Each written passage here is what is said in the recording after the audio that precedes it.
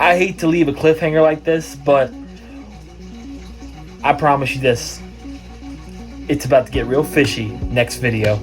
What's going on, everyone? I'm Wayne. This is Wayne's Fish World. If you guys are wondering what am I doing back, I highly suggest you guys check out last week's video. I'll put it in the description below. So, I promised you guys last video was about to get really fishy. My ideal video was going to be to show you every single tank that I'm running. But I came to realize that's going to take a lot of time, like an hour easy. And I don't want to give you guys that much information all at once. And plus, who wants to sit down and watch a video for an hour? So I want to start off this week, or this video, with 2 aquariums. How many am I running? I'm not going to tell you yet. Alright, I lied. I'm going to tell you. I'm running 7 tanks right now, and I'm about to set up 1. That's why there's a blue hippo back here, because this is kind of like a quarantine system, but I've got to do multiple things at once to get to one goal. That's all I'm going to tell you. If you want to see what's going on with Wayne's Fish World, I highly suggest you guys subscribe to the channel if you're new. Hit the notification bell. That way you guys are informed whenever a new video drops. Enough talking. Let's get into the fish. You guys have been waiting a long time. So we're going to start off this week with a 75-gallon tank and a 55-gallon below. I built this stand that actually houses 4 aquariums. I'm not entirely sure if you're going to see the other 2 in this video or not, but the 2 top tanks are 75 gallons, and they are basically replicating my old school 125-gallon that made a name for myself. Let's start off with the top right 75-gallon. What fish I have in there, what plants I have, and what are my plans for the future. So the top right 75 is a mirror image or an inspiration of the right side of my OG 125-gallon Planet Aquarium from a few years ago on my channel. If you've been a long time subscriber, you know what I'm talking about. That tank was iconic for my channel. It was probably my favorite aquarium that I've ever had. So I kind of want to keep that ball or that inspiration, that feeling rolling. For fish, I have 2 angelfish, a marble and a gold. I believe they paired off, but I haven't yet to see a spawn, and I have my theory on why that might be. I've got a small school of Serpae tetras and a few albino koi cats alongside of an electric blue acara. For plants, it's slim.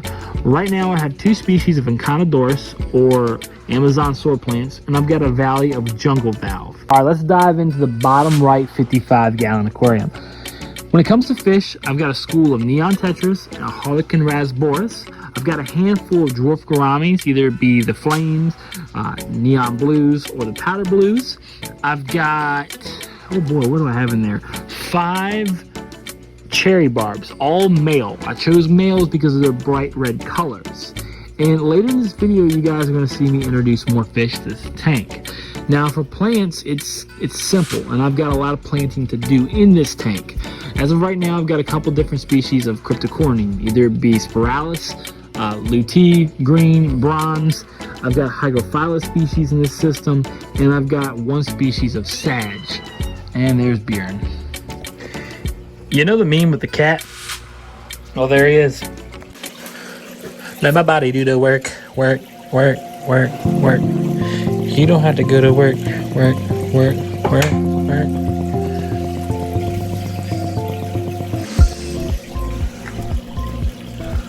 Look at the freaking roots on that.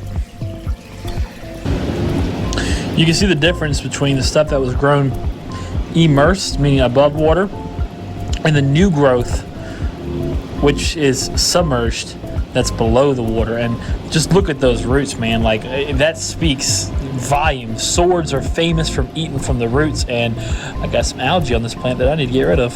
But we're about to do some cleaning in this tank anyway. It's all good. So let me show you what I'm going to do. I'm taking these swords, and like I said, the roots are crazy. Instead of trying to plant all this, what I'm going to do is simple. I'm going to take the healthy roots that are growing, and I'm going to trim them back. The reason for that is I want to plant these swords in the substrate, which is dirt, and swords love to eat, good substrate from their roots. I want to make it easy on myself to get these roots in the ground. So what I'm going to do is I'm going to find a little pocket back here that I think the sword will look good, but also provide shelter for the fish, provide breeding spots for the angels, and grow well. So I'm gonna push it in the dirt and then pull it back out a little bit. That way it's loose. So it looks like a little baby back there, and I just stirred up a cloud of debris, but in the coming time, we'll see this sword come to life now that it's eating food from the roots. All right, the same thing. I want to get this one over here in the corner. If the angels pair up, or the Akaras pair up, I want to be on two different sides of the tank. So I'm going to go ahead and put that other sword behind that rock in between these driftwood pieces that I collected.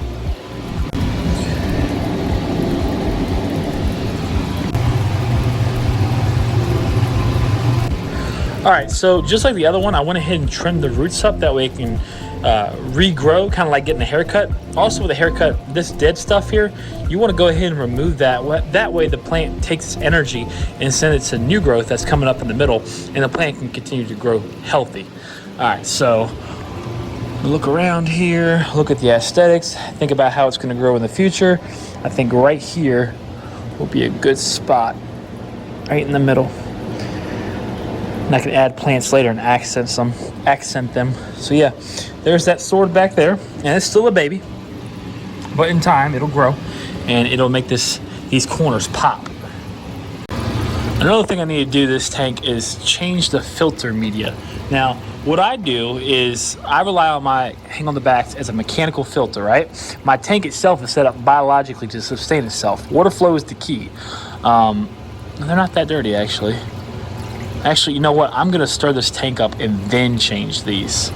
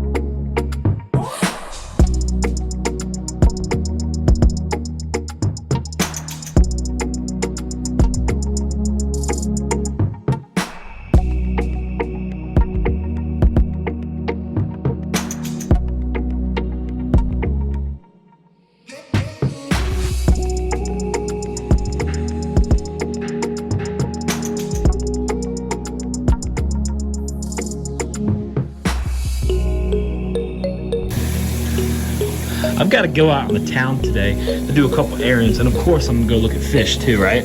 So one of the things that I might be looking for today is maybe some algae eaters for these aquariums. Now, I'm not talking about a Pocosmus. I've got two big ones. One's with my African cichlids and one's with my goldfish.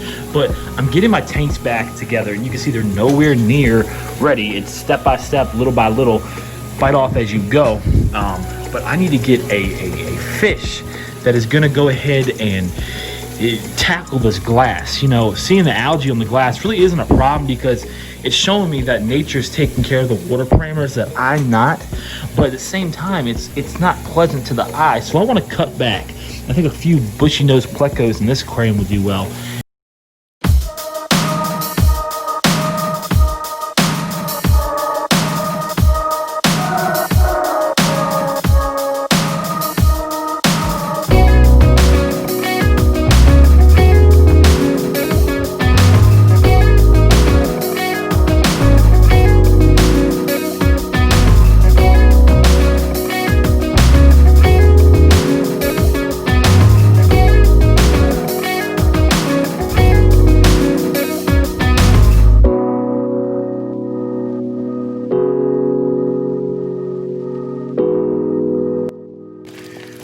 right, African cichlid, going in and get acclimated. Never even went into the tanks. It just came off the truck, and I was like, hey, I want that fish. Yeah. All right, down below, like I said, tank's doing good, but I want a small cleanup crew. And these guys think they're getting fed or something. Like, what? I think they know who I am. So I'm gonna go ahead and take the green Cory cats and start floating them to acclimate them to the temperature. All right, here comes the part I haven't really made my mind up, and I'm kind of experimenting something.